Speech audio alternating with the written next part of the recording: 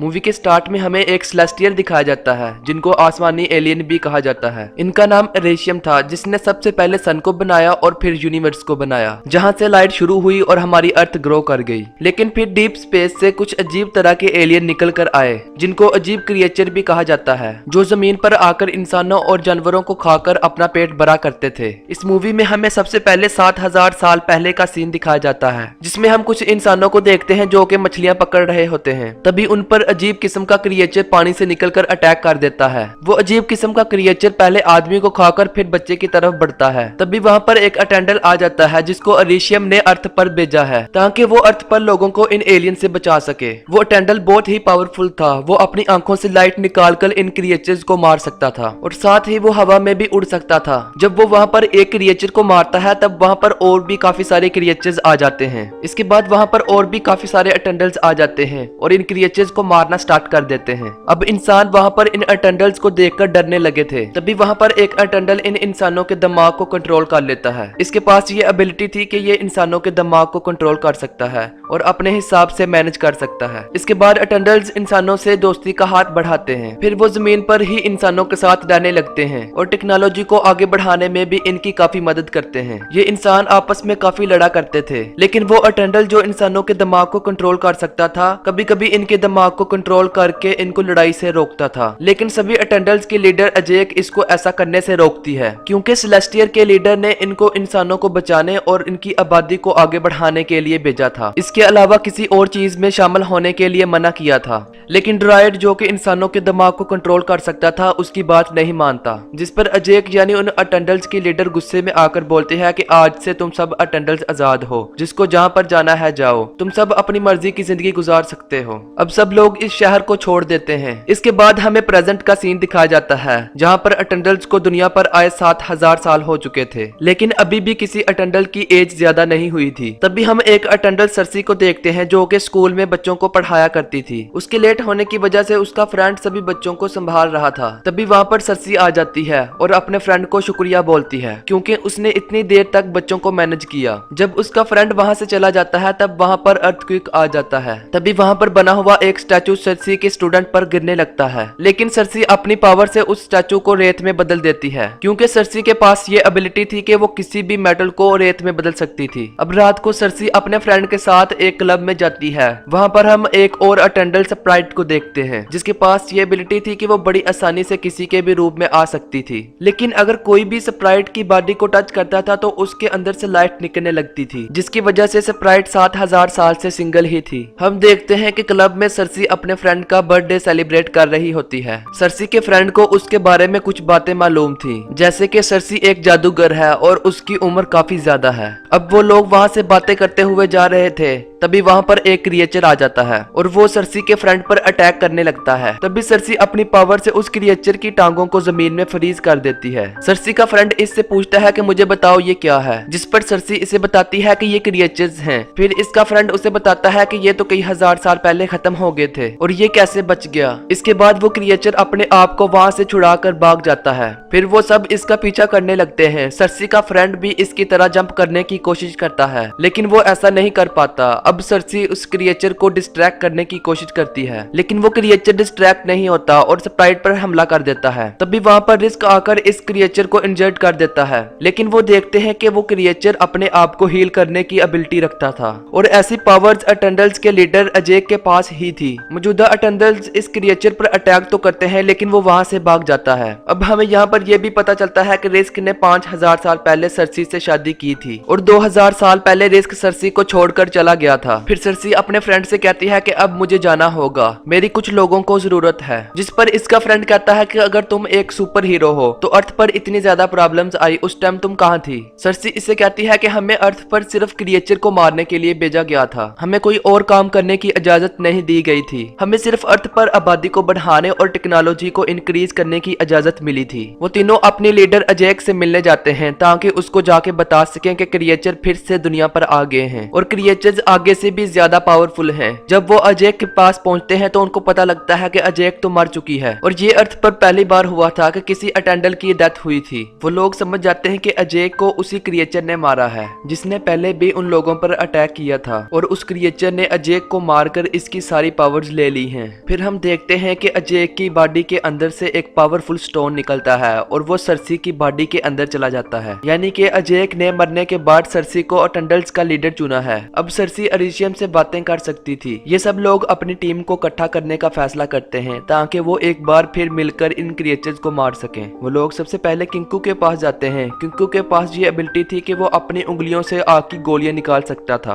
अब किंकू एक सुपरस्टार बन चुका था और उसने बहुत सारी मूवीज भी की थी। वो लोग किंकू को अपने साथ आने का कहते हैं, लेकिन किंकू कहता है कि मुझे बहुत सारा काम है और मैंने बहुत सारी मूवीज को साइन किया है। जब किंकू सुनता है कि उनकी लीडर अजय मार चुकी है तो वो ये सुनकर बहुत ज्यादा उदास हो जाता है और फिर वो अपने मैनेजर के कहने पर जाने के लिए तैयार हो जाता है। फिर वो लोग किंकू के प्राइवेट प्लेन से ऑस्ट्रेलिया जाते हैं क्योंकि वहाँ पर 2 और अटेंडेंट्स थे। जब वो लोग वहाँ पर पहुँचते हैं तो देखते हैं कि एक बहुत बड़ा क्रिएचर वहाँ पर मरा हुआ है। किंकू का मैनेजर इसे कहता है कि ये क्रिएचर तो बहुत ज्यादा खूबसूरत हुआ करते थे, लेकिन किंकू कहता है कि तुम्हारा दिमाग खराब है, ये बदबूदार क्रिएचर तुम्हें खूबसूरत लगता है। अब वो यहाँ पर अपने एक और मेंबर से मिलते हैं जिसका नाम गिलगामेश था। वो इनसे पूछता है कि क्या तुम मेरा केक चखोगे। जब वो लोग इसे अजय के मरने की खबर सुनाते हैं तो वो बहुत ज्यादा उदास हो जाता है और इसके हाथ से बना हुआ केक भी गिर जाता है। फिर वो लोग अपने एक और मेंबर ठीना के पास जाते हैं जो कि एक दरख्त के नीचे बैठी ड्राइंग कर रही थी। दरअसल ठीना को दौड़ा पड़ता था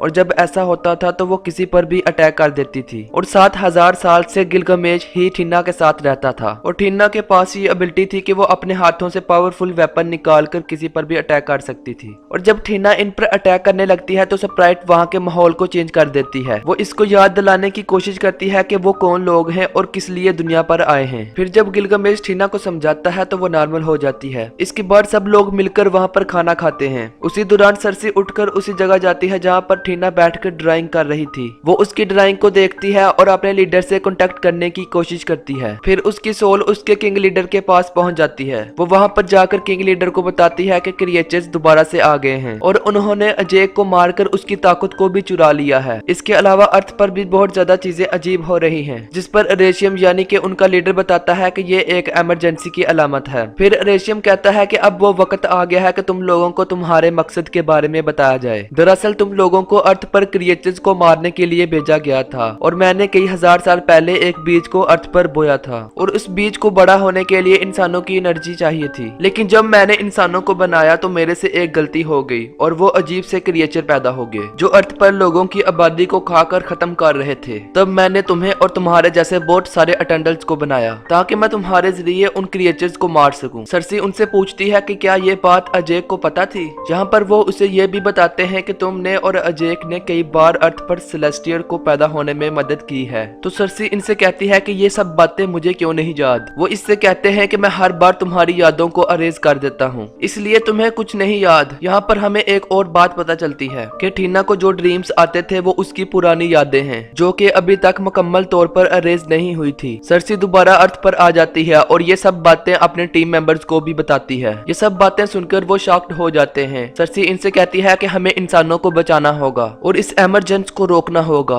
नहीं तो इसकी वजह से सारे इंसान मारे जाएंगे। तभी रिस्क कहता है कि हमें बाकी अटेंडेंट्स को भी ढूंढने जाना होगा। तब सब मिलकर ये फैसला करेंगे कि आगे क्या करना है। फिर वो सब लोग अमेज़न के जंगल में जाते हैं जहाँ पर टोरेट रहता था। वो लोग वहाँ जाकर इसको सारी बातें बताते हैं, लेकिन वो इनके साथ चलने के लिए रजामंद नहीं होता। अब वहाँ पर बहुत सारे क्रिएचर्स इन पर अटैक कर देते हैं। वहाँ पर किंकू अपनी एबिलिटी से इन पर फायर करता है। स्प्राइट किंकू के मैनेजर को बचाने की कोशिश करती है। तभी रिस्क भी वहाँ पर क्रिएचर्स का मुकाबला करता है। तभी एक क्रिएचर रिस्क को नीचे गिरा देता है और उसकी पावर लेने की कोशिश करता है। तभी वहाँ पर गिलगामेश आ जाता है और अपने हाथों से एक जोरदार पंच क्रिएचर को मारता है। गिलगामेश के पास ये एबिलिटी थी कि वो अपने हाथों को हथौड़े के तौर पर यूज कर सकता था। जब सरसी पर एक क्रिएचर अटैक करने की कोशिश करता है तो वो उसे एक ट्री में बदल देती है। दूसरी तरफ जब ये क्रिएचर ठीना पर अटैक करते हैं तो गिलगामेश आकर इनको बचा लेता है, लेकिन उन क्रिएचर का लीडर गिलगामेश को मारकर उसकी पावर्स को अपने अंदर कर लेता है। जैसे ही वो गिलगामेश की पावर्स को अपने अंदर करता है वो एक इंसानों की तरह बॉडी शेप में आ जाता है और वो उस एमरजेंसी को भी समझ आता है। इसके बाद गिलगामेश मर जाता है। वो जाते हुए ठीना को ये बात कहता है कि मुझे हमेशा याद रखना। इसके बाद सरसी और रिस्क अपने एक और मेंबर फेस्टोस के पास जाते हैं। फेस्टोस उनको कहता है कि मैं अपनी फैमिली के साथ यहाँ पर रहता हूँ, मैं तुम्हारे साथ नहीं आ सकता। फिर जल्द ही वो मान जाता है और उनके साथ जाने के लिए तैयार हो जाता है। फिर सभी अटेंडेंट्स मिलकर इराक जाते जाते हैं। वहाँ पर 7000 साल से उनकी स्पेसशिप जमीन के अंदर थी। जब वो लोग अपनी स्पेसशिप के अंदर जाते हैं तो वहाँ पर मकारी पहले से ही मौजूद थी।